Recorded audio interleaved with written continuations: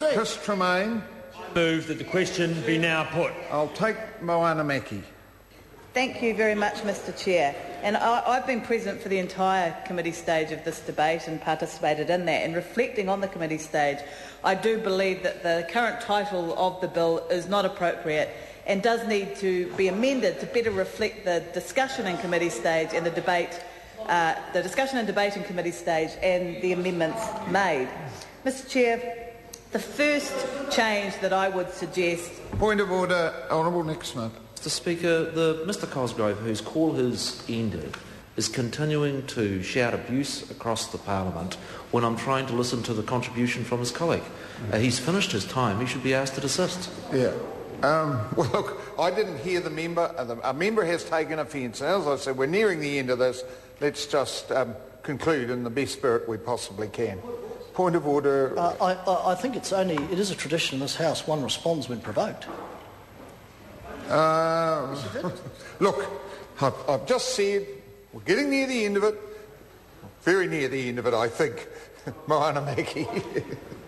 Thank you very much, Mr Chair. And I'd say that members on this side have a lot more to contribute in this very important part of the debate.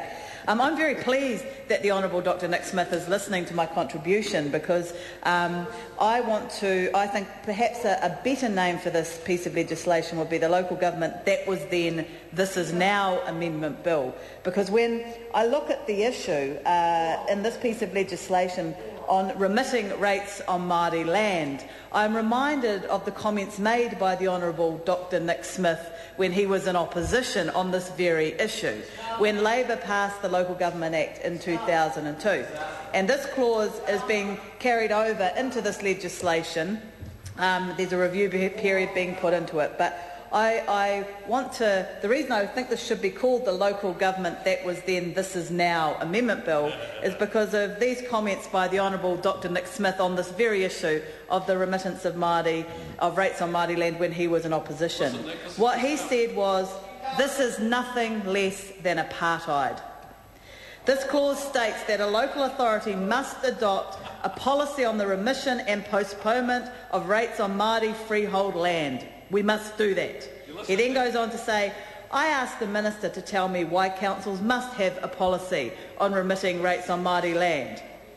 I want some member in this chamber, maybe Parakura Horomia, to provide me with an explanation. Why must the council develop rates remission policies for your cuzzy bros and not for mine? The Honourable Dr Nick Smith then went on to say, this damn law that we are being required to pass is nothing less than apartheid.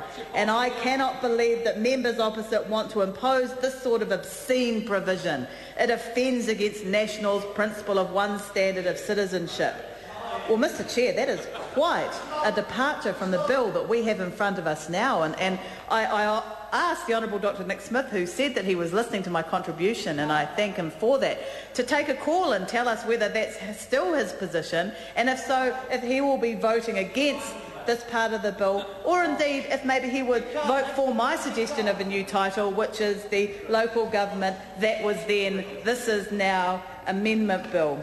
Because that is quite a U-turn even for the Honourable Dr Nick Smith.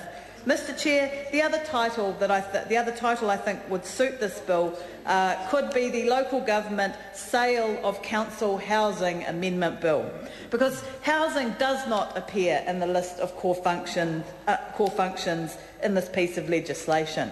And we've already had councils around the country who have said quite openly, we are looking at selling off our pensioner housing because clearly the central government doesn't think this is something we should be doing.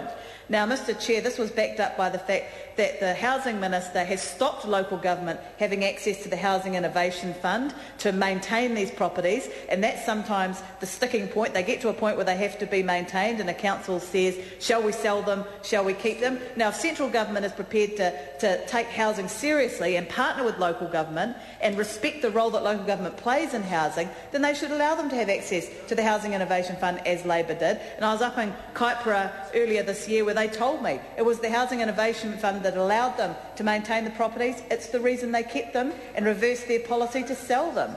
And yet the national government has said to local government, you don't have a role in housing. It is not a core function, and it has already seen the sale of some pensioner housing in districts like the Whakatane District Council, where again the council said, well, the government doesn't want us to be involved in this anymore, so we could call this the Local Government Sale of Council Housing Amendment Bill. It could also be the Local Government Consultation is important for corporates but not for the community Amendment Bill, Mr Chair, because under this piece of legislation, and we heard this in the committee stage debate, the community's consultation rights are being slashed back to the bone, but we're introducing new procedures for corporates. For example, developers can put pressure on a council to review their developer levy and development policies. They're getting the right to the special consultative procedure, while communities are having it taken away from them. Chris Okenville.